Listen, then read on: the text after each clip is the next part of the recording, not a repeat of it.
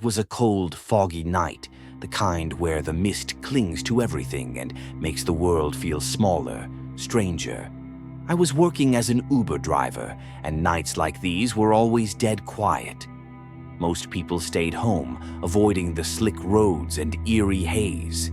I'd usually park in an empty lot, scrolling through my phone or listening to a podcast to pass the time. Even if I only got 1 or 2 rides, it was worth it for the extra cash. That night, I was parked near an old strip mall, the neon signs flickering faintly through the fog. An hour dragged by with no requests, so I grabbed some coffee from a drive-thru and settled back in the lot, the hum of my engine keeping me company. Finally, my phone pinged with a ride request. The pickup was 20 minutes away, way out on the edge of town where the streetlights fade and the roads turn to gravel. The drop-off was another 15 minutes beyond that, deeper into nowhere. I figured it was just someone stranded, maybe a late-night worker, since I was probably the only driver around. I accepted and started driving. The fog was so thick I could barely see 10 feet ahead, and the GPS led me down a winding road flanked by dense woods. It felt like the world was closing in, just me, the headlights, and the trees looming like shadows in the mist.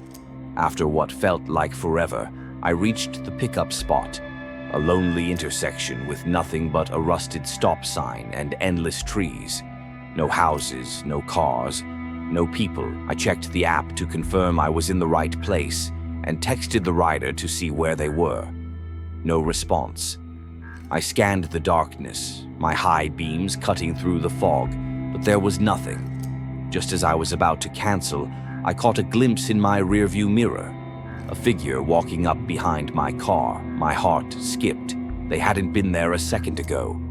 The back door opened and a woman slid in, soaked from head to toe, her hair plastered to her face.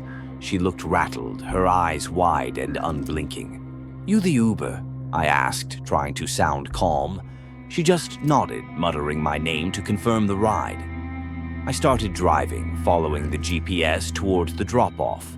She sat directly behind me, so every time I glanced in the mirror, her eyes were right there, locked on mine. The air in the car felt heavy, like she was carrying something unspoken. I tried to break the tension. "So what brings you out here in this weather?" I said, keeping my tone light. She didn't answer. Instead, she shifted in her seat, her hands fidgeting with something I couldn't see. The silence grew thicker, and I noticed her glancing at my phone on the dashboard, the Uber app glowing. The deeper we drove, the more uneasy I felt. The road was desolate, no other cars in sight, just fog and trees pressing in. She started muttering under her breath, too low for me to make out the words.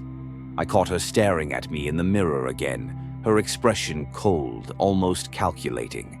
My grip tightened on the wheel. "Drop me off here," she said suddenly, her voice sharp. We were nowhere near the drop-off, just a stretch of road with woods on both sides. "You sure?" I asked, but she cut me off. "Here. Now." Her tone left no room for argument. I pulled over, my pulse racing. She reached for the door but paused, her eyes flicking to my phone again. She pulled out her own phone, checking something quickly, her face tightening. It hit me.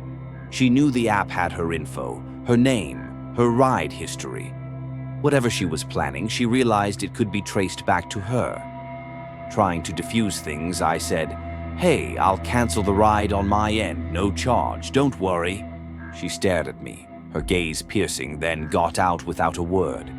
She vanished into the fog so fast it was like she'd never been there.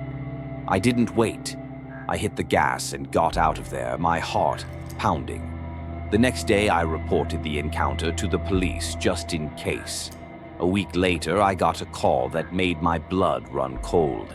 A hiker had gone missing that night, last seen near that same stretch of road. They asked me for every detail, but the fog had erased any tracks. They never found the woman or the hiker. I can't shake the feeling that I dodged something terrible that night, and I still check my mirrors when I drive alone.